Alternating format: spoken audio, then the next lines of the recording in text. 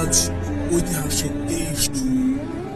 ভাষা আন্দোলন ও মহান মুক্তিযুদ্ধ থেকে শুরু করে সকল আন্দোলন সংগ্রামে সামনে থেকে নেতৃত্ব দানকারী দেশের প্রাচীনতম ঐতিহ্যবাহী রাজনৈতিক সংগঠন বাংলাদেশ আওয়ামী লীগের প্রতিষ্ঠা বার্ষিকী।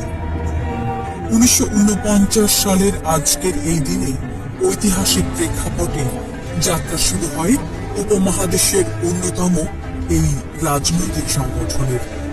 বাংলাদেশ আওয়ামী লীগ শুধু এদেশের প্রাচীনতম ও সর্ববৃহৎ রাজনৈতিক সংগঠন নয়, বাংলাদেশের রাজনীতির মূলধারাও।